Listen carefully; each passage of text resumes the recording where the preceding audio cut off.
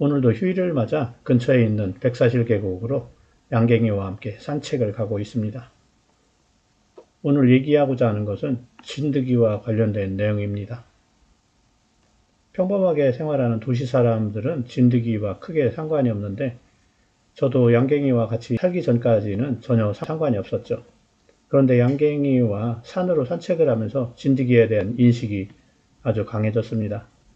두 발로 다니는 사람과 다르게 네 발로 걷고 몸체 대부분이 지면에 가까운 강아지들은 풀섭이나 바닥에 붙어서는 진드기로부터 공격을 받기 쉬운 행동 패턴과 몸체 구조를 가지고 있습니다.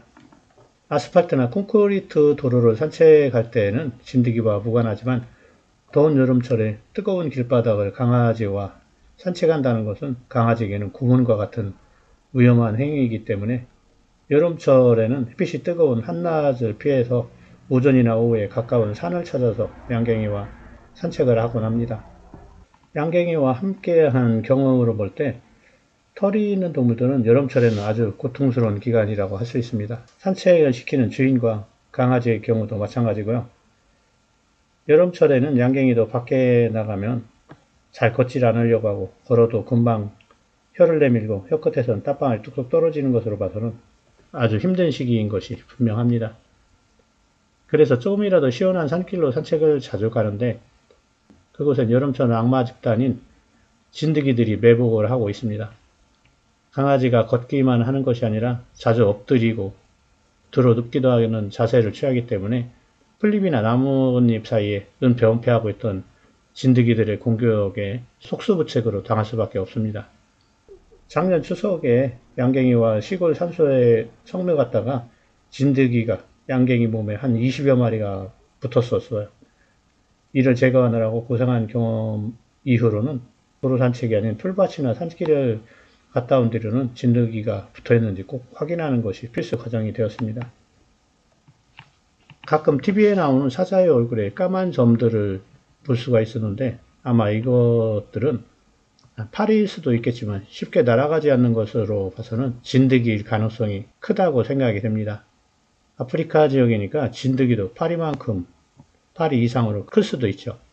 아무튼 야생에서 사는 동물들은 진드기를 피할 수 있는 방법이 없을 겁니다.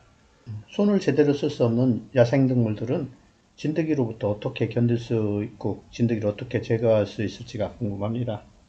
사람들도 진드기에 물리면 심한 경우 사망할 수도 있다고 하는데 사자의 얼굴에 붙어있는 진드기를 보고 있으면 밀림의 왕이라는 것이 무의미해 보입니다. 이런 것을 바탕으로 생각해보면 야생동물의 수명이 짧은 것도 이해가 되고 수명이 긴 코끼리나 거북이와 같은 동물들은 껍질부가 가죽이나 플라스틱처럼 단단해서 진드기와 같은 밉상인 부류들로부터 안전하게 보호되기 때문에 오래 살 수 있다는 그런 생각이 듭니다.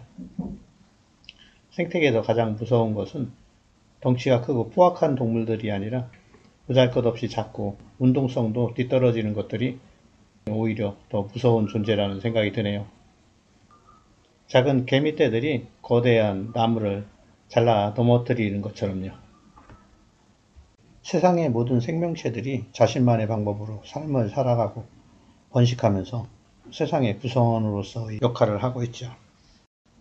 각각의 개체들이 중요하고 생명 자체로서는 존중받아야 한다는 생각을 하지만 그렇지 않은 생명체들도 있는데 제 개인적으로는 가장 대표적인 것이 진드기라고 생각이 됩니다.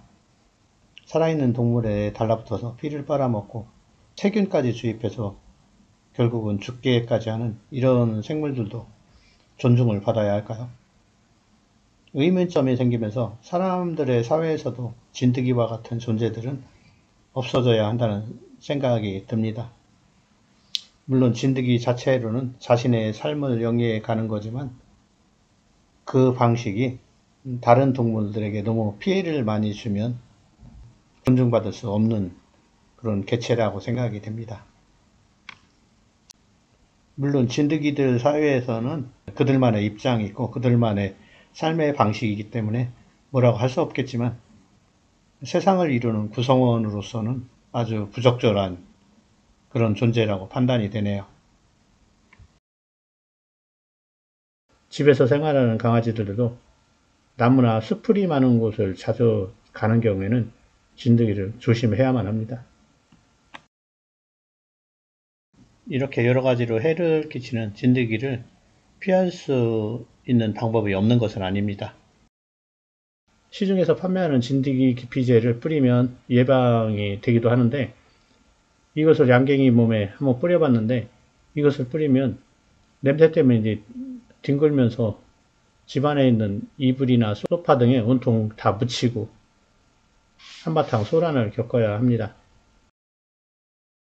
당연한 얘기지만 후각이 극도로 발달한 이런 강아지들에게 진드기를 퇴치할 수 있는 화학약품을 뿌려준다는 것은 강아지 입장에서는 얼마나 고통스러운 일이겠어요. 그 입장을 이해하지 못하는 것은 아니지만 진드기로부터 예방하려면 할 수 없었던 그런 조치였기 때문에 강아지가 싫어해도 그동안 뿌렸던 것이 사실입니다. 물론 저도 진드기약이 손에 묻으면 뭔가 찝찝해서 빨리 씻어내거든요. 이날도 양갱이 몸에서 진드기를 한 마리 발견했는데, 진드기 퇴치제를 뿌리는 것을 무척 싫어하는 양갱이를 해서 진드기 접근을 방지하는 셔츠를 만들어 봤습니다. 모양은 허접하지만 효과는 꽤나 있을 듯 합니다. 제가 입는 냉감 소재의 이너웨어를 양갱이가 겨울에 입는 옷을 대고 오려 가지고 만들었는데, 자세한 것은 다음 영상에 한번 소개를 해보겠습니다.